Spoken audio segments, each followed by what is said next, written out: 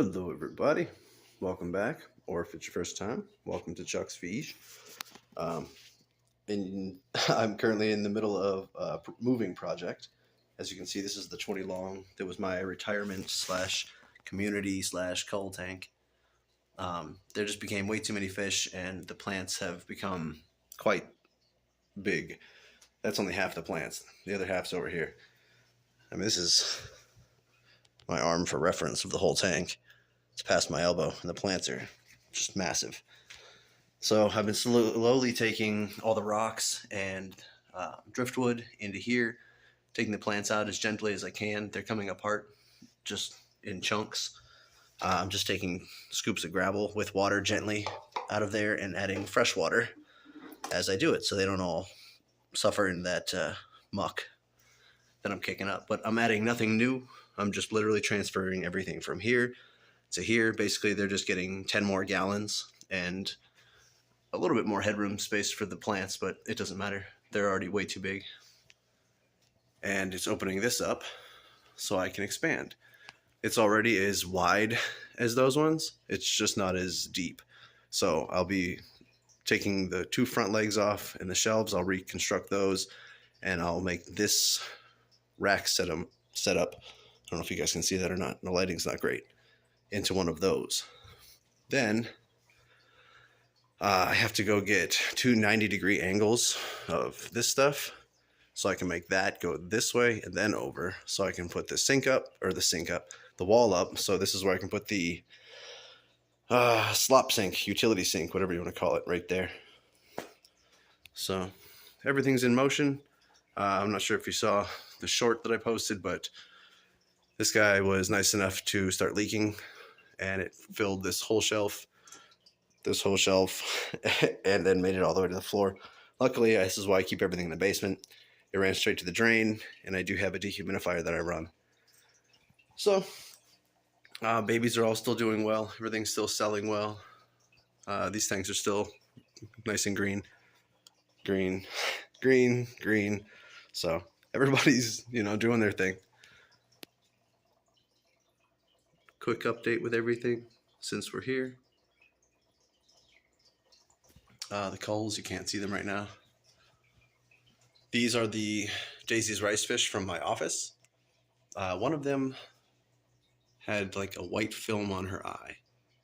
So I treated them with methylene blue and salt, and they seem to be doing really well. I'm going to let them sit here for a little bit, and they'll probably move into the new tank as well. The culls are going to come back out of here. They're going to go into one of their own 10 gallons so I can keep them separate. And then this will just be a retirement / community tank of whatever happens. My retirement, I mean, whenever my breeders reach a certain age or they just start to look like they've had enough, I move them into retirement so they can have live plants, fresh food every day, etc., etc. They don't have to just be breeders until they die. The two minnows that actually did hatch and survive are doing very well. If it'll focus, there they are. My twinnos. They are baby white cloud mountain minnows. These guys. I don't have the best lighting in here. I just use shop lights, but these guys have the pectoral fins, I think, or anal fin, whatever it's called, but it's very yellow. So they're considered yellowfin white cloud mountain minnows. My yellow fork-tail rainbows, you can tell male from female now quite well. This is the only tank up here that's green. Not sure why, but it is. But they are super, super excited eaters. They're fun to feed.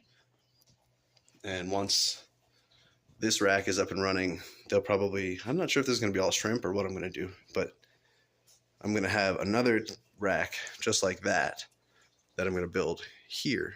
And I think all along here is going to be grow out and storage tanks.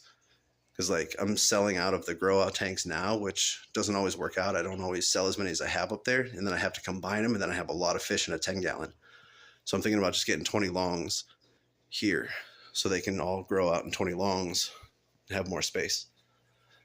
So I don't want to have anybody stressed out or unhealthy when they're going out. And cheers to the person who just ordered some water lettuce. Thank you. It'll be in the mail today as soon as I leave the house again. It's my first order of that. Please let me know how it does. I don't even know if you'll see this video, but if you do, fingers crossed. Thank you. So I'm going to stop running my mouth now. I'm going to get back to taking this out. All the fish are still in there. They're too hard to catch with all the plants because they can instantly dart in there just like in the wild, and there's no way of getting them out of those roots.